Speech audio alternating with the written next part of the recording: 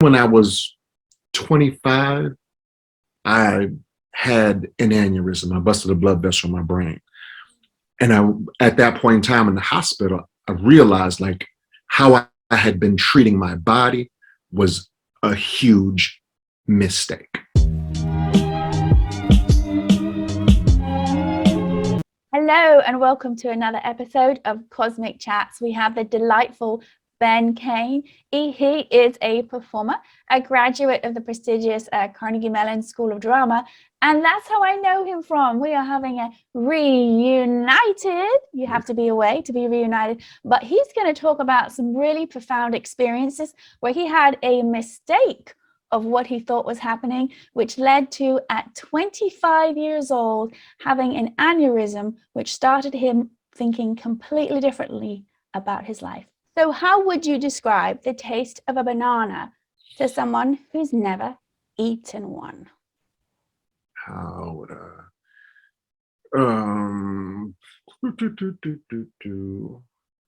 I was just watching a movie last night about Noah and what's called Noah, and I was thinking about this question over and over again, and I feel like that the banana is the original prototype of a candy bar. I think it's what God wanted, a candy bar. And I think if you peel, like if you have a Milky Way, because I thought about the one came to me was like a Milky Way. Like if I pulled away the chocolate off the Milky Way, it's kind of like a banana that somebody's trying, like, I want to recreate a doggone banana. So, I mean, I would say it's the original candy bar without all of the nougat and all that other stuff. It's like the good quintessential good part, but just like naturally sweet and tasty. So do you think then, if it was a banana rather than an apple, everything would have changed? If it was a banana instead of an apple, yeah, it'd have been a whole different thing. Because that's a whole different. You think about the bite of a banana and the bite of a apple, that is different. That starts off something like, what just happened? A banana, you're like, nice and calm. Yeah. Oh, first of all, who would have peeled a banana before then? There would have been a discussion between Adam and Eve of how do you eat the banana? Yeah. He'd have been like, no, you just go like this. She'd be like, no, maybe you peel it back this way. I'm like, no, I've been watching that monkeys. They keep peeling them. Man, I don't know if they got it right. Don't listen to them. Just bite. They don't know how to talk. Just bite it. And I just recently found out that a banana peel is okay to eat, honestly. Dirty, but yeah. Yeah, you got to clean it really well, but it has some properties that are healthy for you, though. Well, apart from Adam and Eve, when did you have your first existential life crisis as a child? As a child, and it's interesting because you just very recently taught me what that actually meant. So I've been trying to think as a child. Like my mother always said I was like a little old man, so I've always had the little, like one of those kids that I think it's like you've been here before. You know what I'm saying? You kind of understand way too much.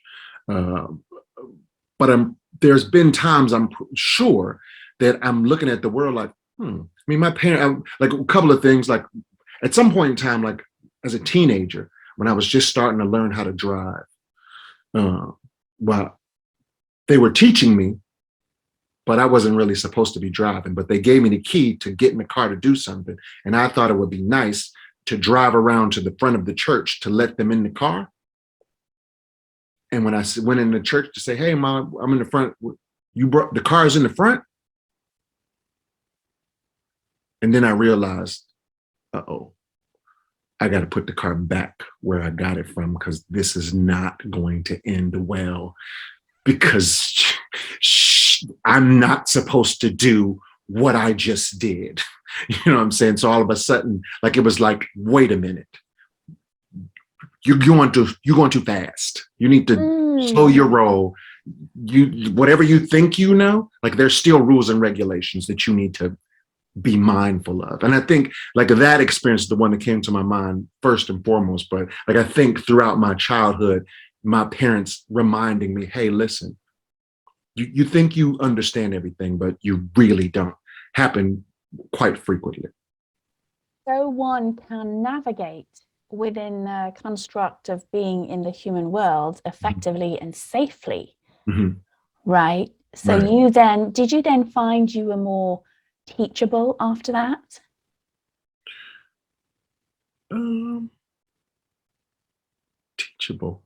Yeah, maybe. I mean, yeah. I mean, I think yes.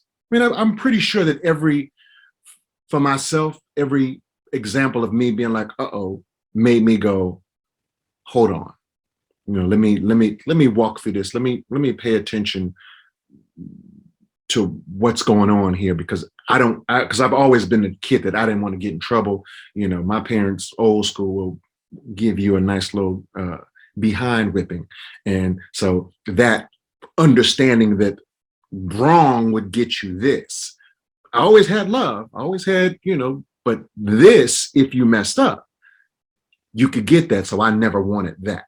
So I was always like, if I found out something or I got close to that time where I could get in trouble, like, all right, wait a minute. Think about this now, how you get around this. Okay, because we don't want to go down that road anymore. Mm-hmm. Yeah, the uh-oh as a kid. Uh-oh. Yeah. That's a mistake. Yes. On Yes. my part. Yes. When was your next notable mistake? I would like to, there were a couple of, I guess that wasn't my mistake, but let's go with mistakes then. Because there were moments in time when I realized something about life that I didn't really think that hadn't happened to me. When they happened, I was like, oh, wait a minute. But mistake was probably when I was 25, I had an aneurysm. I busted a blood vessel in my brain. And at that point in time in the hospital, I realized how I had been treating my body was a huge mistake. The foods that I was putting in, the large amounts of alcoholic adult beverages, you say, wait a minute. And the doctor's like, your blood pressure shouldn't be this high as a 25-year-old man. But again, as I said earlier, I've always been like a little old man. So I behaved as if I was an older person. So I drank like I was an older person. But I also had the responsibility of an older person. Like, I have to stop because I got to get people home. I got to do things. I got to get my grades right. So I was kind of focused in that thing, but I shouldn't have been doing. Even an adult shouldn't be doing that. But, so that I made a mistake with my body to just be like, you've been abusing yourself. And did you simply follow what the doctor said, or with your wisdom slightly integrate that for beyond what the doctor said to change your diet? But I think I went beyond. I think in the beginning for sure, because when you come to a place where you realize that there was a specific moment in the hospital when it finally dawned on me that I could have died and that I didn't, and nobody was there. The doctors were all gone. Something, ridiculous was playing on the TV, and I would manage my medication to right in the middle of the night, because they give you the strong stuff so you can sleep. But it was in between before they came, and the pain was there, but I was like, but I'm still alive. And so in that time, I started thinking to myself, like, what do you need to do when you get out of here? Because you're alive, and they say you're going to get out of here. And he's going to say, he's already said, you got to watch your diet. Watch your drinking, whatever. But then I was like, wait a minute, let me go to what vitamins, let me go to how much water I'm having. Let me look at whatever, natural things I can do, because I don't want to be on a pill for the rest of my life. So I really, at that point in time, dug into every option I could possibly have. And, I'm a human being. And so there's times when I'm super good about it, and other times where I might have had, because I didn't drink or, well, I mean, if I tell you the whole story, I didn't have sex for quite some time as well, because that's how it happened. Blood pressure. The meditation that we teach had studies that specifically helps reduce blood pressure that goes down. That often now I will have recommendations from cardiologists. People have been told you need to go learn a meditation practice to bring the body from that fight or flight state and bring it down. And those who are a little curious about what the practice is, right behind me is a not so well lit image of the ebook called Vedic Meditation Stories. It's an ebook form, so less of a footprint, but also that we can update it very easily if we needed to. It's free if you have Amazon Prime Unlimited. You just get a Kindle. You don't need to buy the device. You just download it. And every page that you happen to open, then the nonprofit will get, I don't know, a little cent or something. But it has predominantly stories from underrepresented groups in the wellness community about how they would never have come to meditation. Maybe some of them have experiences like yourself, and it changed their lives. So we encourage everyone, just go check it out and give it a flick if you want to. All the links are below with that. And so how long were you super strict with yourself that you then started to loosen up? It was probably close to a year that I was somewhere close to there, super strict. I can't remember what time of the year it was, because it would be a struggle during holidays, because that's when the family's together and, you just want to eat whatever you want to eat, in regular times. When there was not a holiday, it was pretty easy. But I'm going to guess about a year or so before I was like, I have to try to figure out where the balance is now, how, like, there's no way I'm going to say no forever to having an adult beverage, because I just like them. So I got to find like a zone that's like, that's enough, you can leave it alone. So probably about a year is my guess. So even though you had that inner intuition, old soul will say, of stopping it, that had to come back even more. It's fascinating because there's that voice that was there already marking you. Do you feel, if you look back now, that it actually had you until you were 25 to have that experience and then really change your life? Whereas if you hadn't been moderating before, something more drastic could have occurred when you were younger. Oh, for sure. Yeah. I definitely believe that that voice was working. And I think that the tutelage of the way my parents, because I come from a family that drank or hung, whatever they did, like, and they all had an example of like, here's what we do on party days, but then we go to work. That we don't miss a day of work or anything like that. So I believe that voice was in there holding me back. Like, it was helping me, and I'm a spiritual religious person. So I know that God in the voice was also being like, hey, listen, I need you to be here. And if you keep not listening to me, oh, you're not listening. You're 25. Let me shut this down.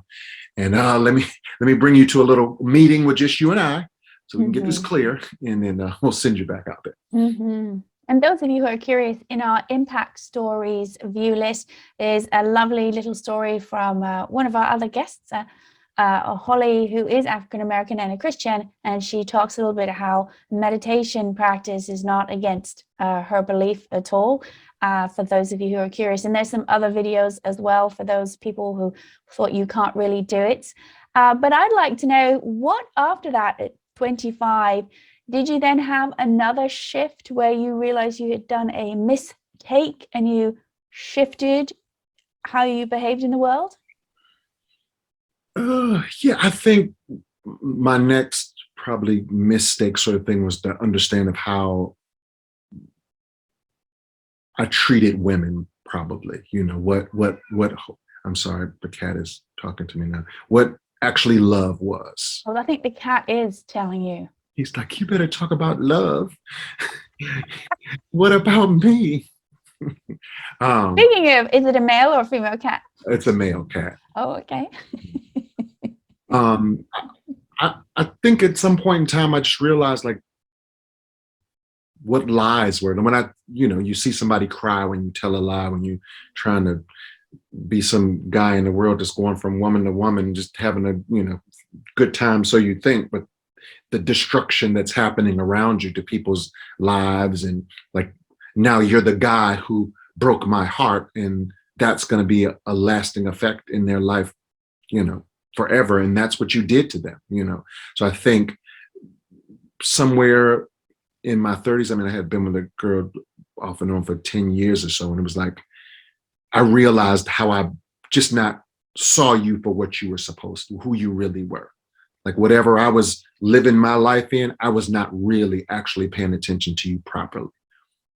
And so that was. What was the triggering event that had you have this realization?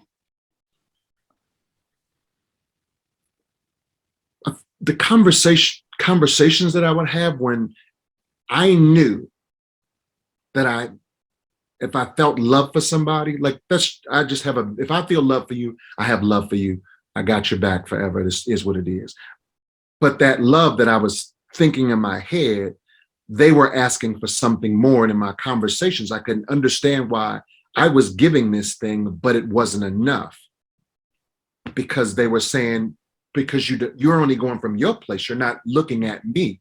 You're not offering me what I'm saying I need for love. You've given me your love, your idea of love, but you're not realizing that I'm asking you for something else. And that's why I'm sad. And that's why I'm frustrated. And then when I seen that, I was like, oh, okay. I see what it is. And with that, what was the result that you guys came to an agreement, or you then continued the relationship? It continued for a little while, but then it stopped because then it was a full understanding of who we were. Got it. You know, like everything was on the table then. It wasn't that it was bad. You know, it wasn't that you're a bad person. Like, oh, wait a minute. You know, I say this from time to time, like I might be a mechanic, but for whatever you have in your life, you need an electrician as the person who can, you know, work together with whatever your things are, because we all have things. You know, I just realized, oh, I'm not that person for you. And it wasn't like not because it couldn't have worked later on, but at this point in time, what you actually need and what I actually need, this doesn't work. It works for fun. It works for hanging out. It works for, you know, going to parties and whatever. But like the long-term goals of what you're really asking for, I don't even know. And those long-term goals, do you believe are really based on the inner life of who each individual was? Yes. Yeah, so it was very much on the table, open heart conversation of, as you said, who you and they really were. Yeah. And as you've matured, have you found that even friendships or relationships, it's easier to connect and see who people really are because the outside doesn't always reflect what the person is on the inside? Ask me the question one more time. It was kind of convoluted. You had this experience where you really got to see that there was a conversation of two people about the insides, the inner life, and that wasn't congruent for both of you to continue with where you both were to blossom, and flourish. As you've matured and you see people, not just romantically, but also in life, are you able to see more and connect more of people? I'm going to put my hands up, people know what I'm talking about, of that inside connection versus that outside. Yes, because I must make an effort from Jump Street to present that first. Because I don't think anybody will once, and this is why I think my friendships with my guy friends who I've known since I was a kid, like we never knew to not be anything but who we are to one another. Like we don't have a switch of it. But then you meet somebody new, then you're like, what do I need to put out to make this person like me or whatever? You work a whole different set of muscles. So now. Yeah, so that's basically dropped. That facade has dropped. Now, where do you think that facade started? Because you got your old mates that it wasn't there. When do you think it started to creep in for you?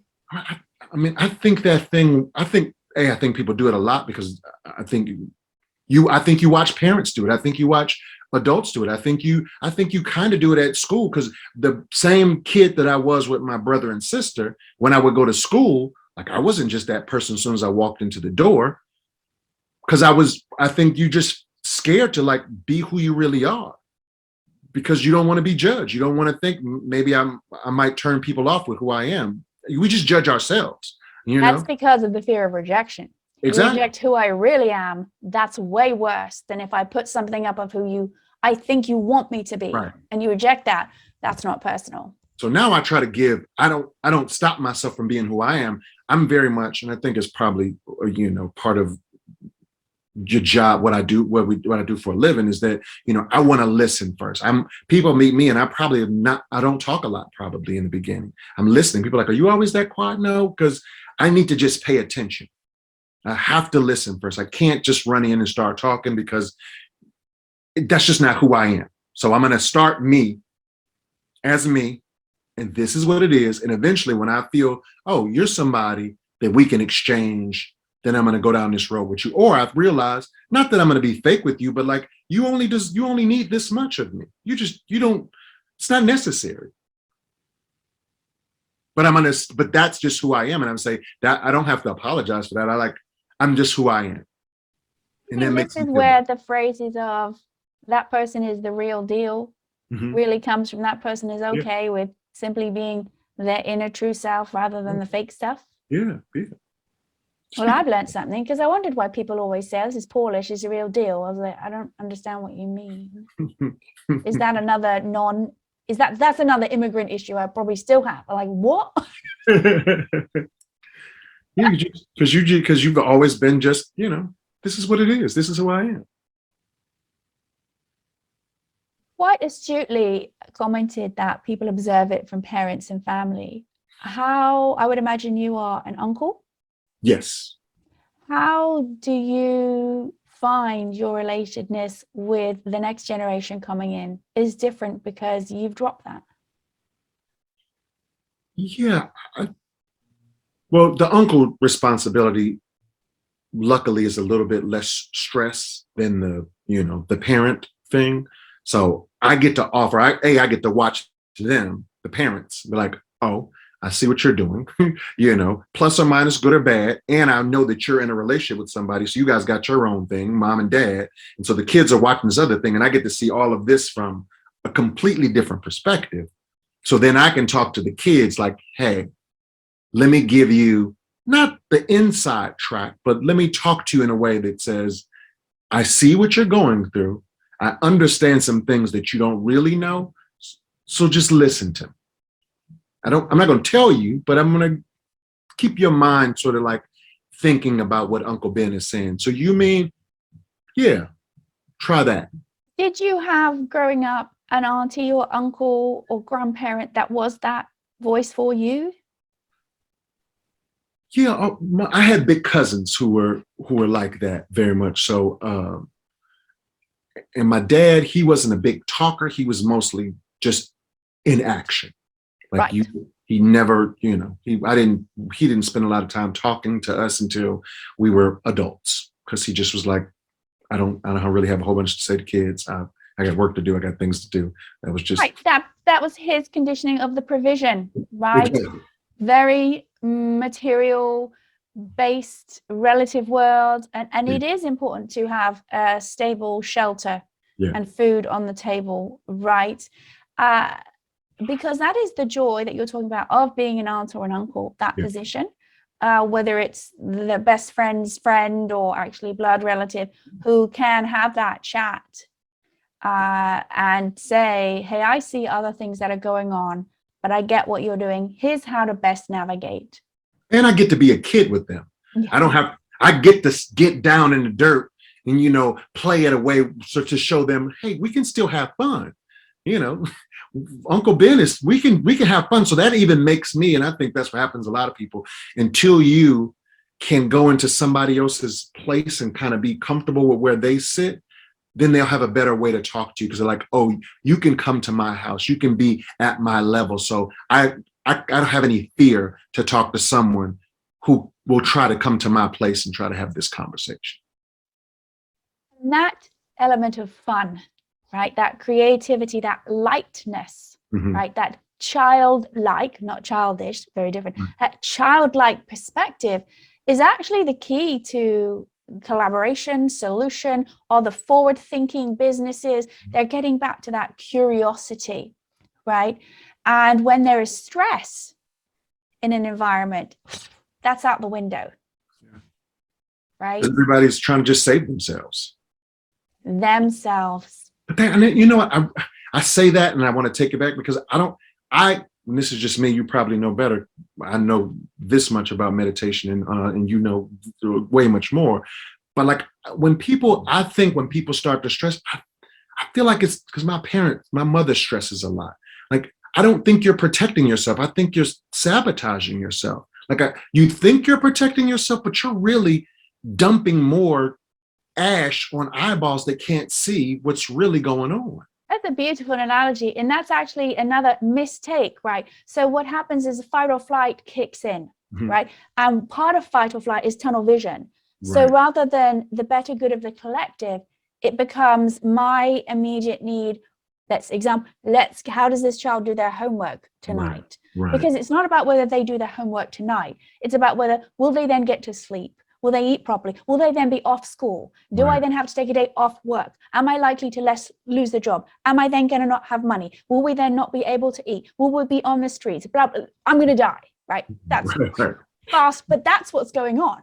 Yeah, quickly. Right? And these patterns predominantly come through first 5 years of programming, in utero, down the DNA, and then if we want to say old souls, let's say that stuff come along as well. And it's designed to protect us because there's been something from before that we've then learned, don't want that to happen, must make preemptive strike, go into fight or flight. How can I solve this? But it becomes a cycle that continues. And the first element is get that physiology out of fight or flight. One element, of course, I love meditation. Easiest thing is breathing. Deep breaths. Deep breaths. Right out the gate. Right out the gate. There's a whole field in pranayama, which is prana actually refers to really the life force, which is breath, right? But when anything is stressful, what do we find we do? Someone comes up to us, says stuff, we go, okay, right? Got to. Natural reaction. And with simple breathing through the left nostril, right nostril, that within seconds gets us from to.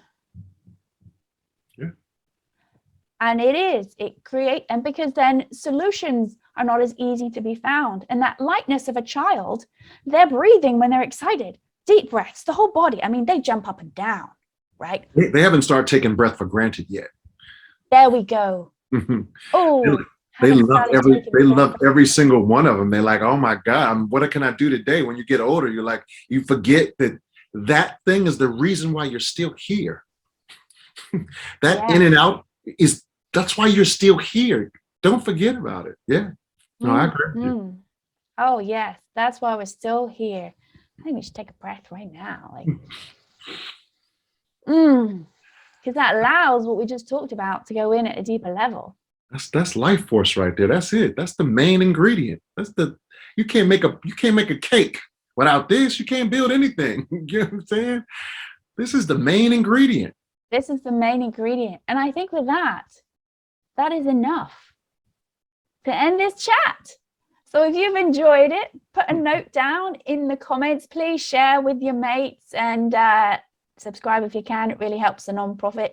And we want to thank Ben so much for joining us. If you want to know about any other stuff we're doing or how to support the nonprofit, or you have communities that might be looking for other ideas or ways to deal with stress reduction techniques, you could go to the website and find out all about what we're doing and how we relate to the sustainable goals globally.